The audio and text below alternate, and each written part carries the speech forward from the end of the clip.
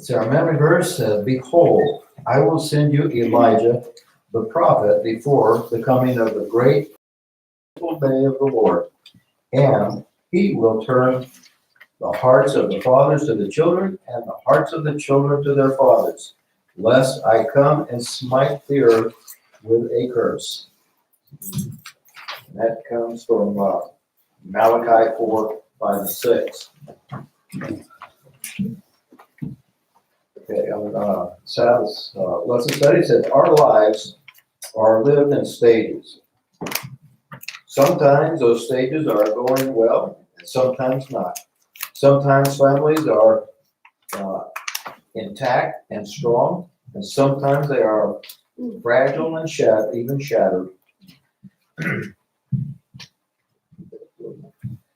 Whatever the phase, whatever the stage, whatever the condition of our lives or our families at the moment, we can and must live in the light of God's promises, clinging to them with all our hearts and souls and might, because in the end, they are our only hope.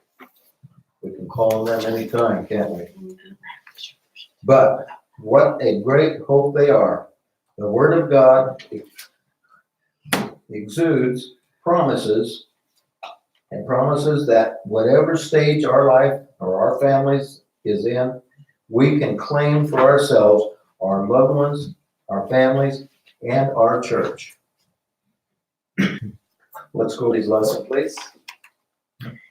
This is titled The Prophecy of Turned Hearts. The lesson's asking us to compare the predictions of the coming Elijah with the New Testament references to this event. And somebody look up Malachi 5:6, and somebody Matthew 11, 14, 15, 17, 10. Let's see, chapter 17 and verse 10. And one more is, let's see, well, two more. We've got Mark 6:15 and Luke 1:17. And I'll grab Mark 1:17.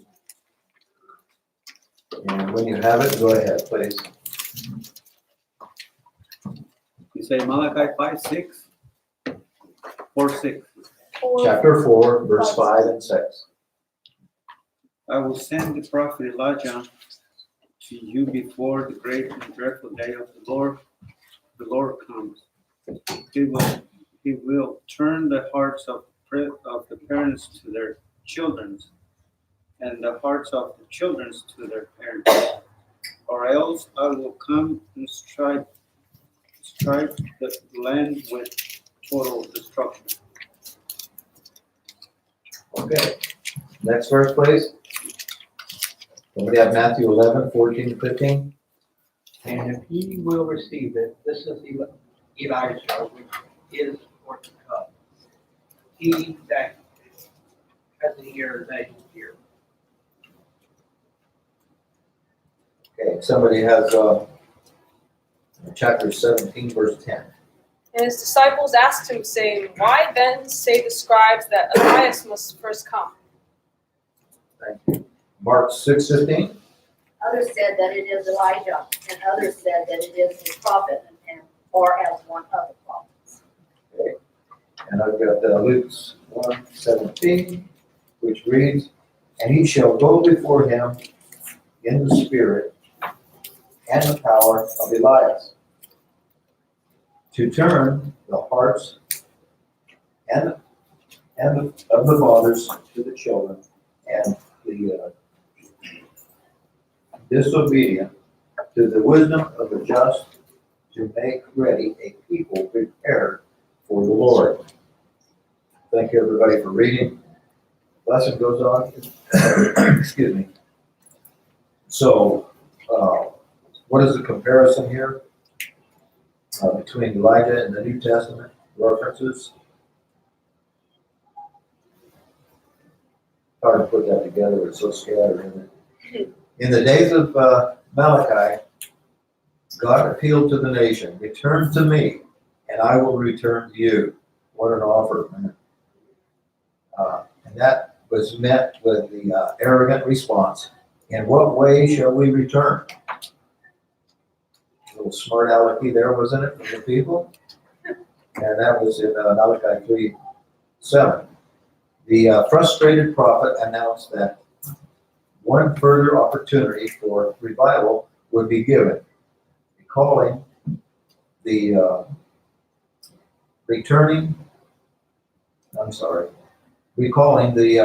heart returning reform begun by Elijah in First Kings 18:37. See, Malachi predicted that his coming again to turn the hearts of the fathers to their children and the hearts of their children to their fathers. A Jewish tradition developed that Elijah would appear personally as the herald of the Messiah.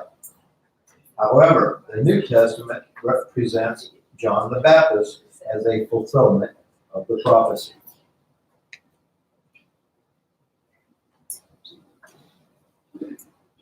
Okay, going down to our next question, it says, what do you think the phrase "turn the hearts," what do you think that means? Pardon me? Reconcile or reconnect. Okay. Anybody else?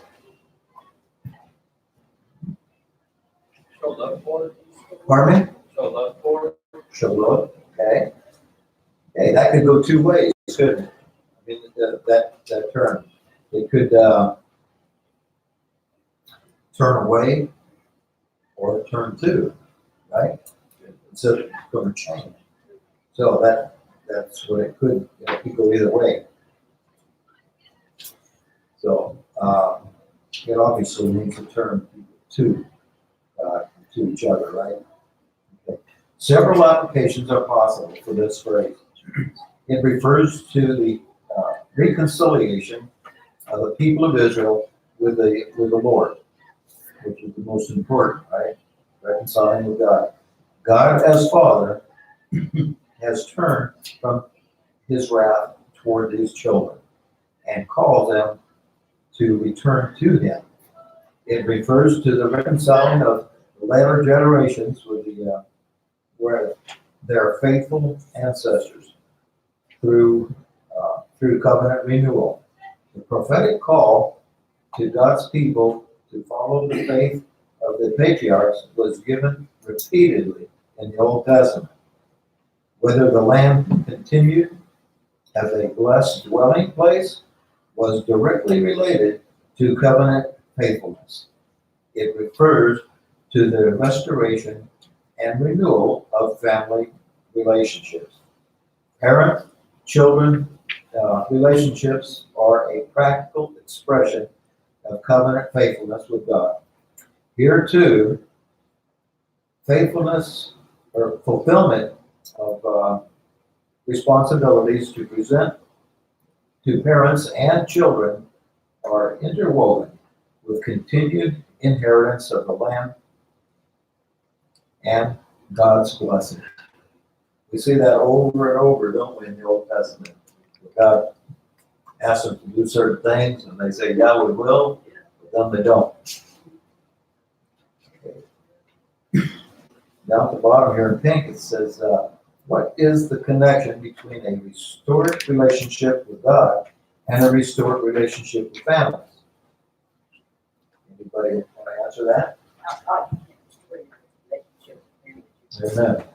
Can't have one without the other. And okay, and it says, why must one precede the other? Which goes first, family or God? God. Absolutely. Okay. Okay, I've got a reading here.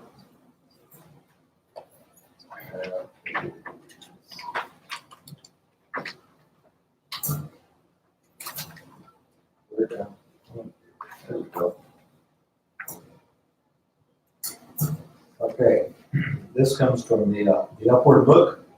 It says, my heart aches almost to breaking as I see so much left undone that ought to be done.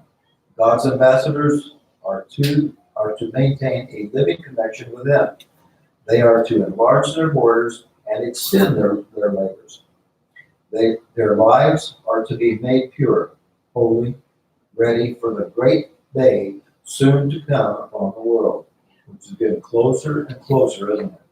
I mean, it's evident in what we see around us today.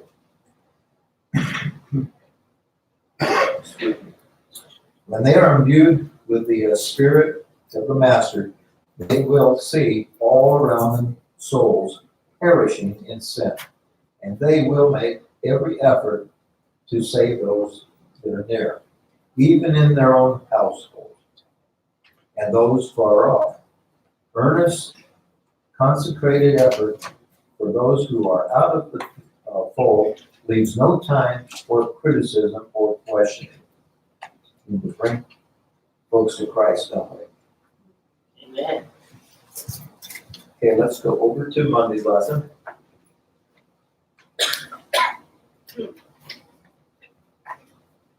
This is family reunion. The introduction of Baal worship into Israel by Jezebel, the Sidonian wife of King Ahab, hastened the nation's downward moral slide. The teachings of God that uplifted marriage, family, and sexuality were overshadowed by such practices as incest, prostitution, and other sexual perversions into the arena of conflict over worship.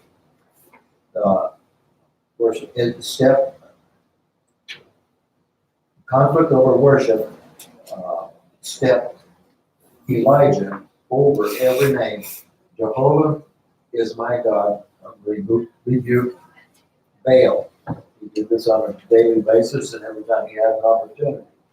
Okay, we have a question who says, what experience of Elijah associated him with the overturning heathen beliefs and bringing the new life to families? Okay, we have a few verses there. 1 Kings, well, let's see, 1 Kings 16:29 through, let's see, I've got that one here. Let's see, we also have Luke 25, 4:25 and 26. Somebody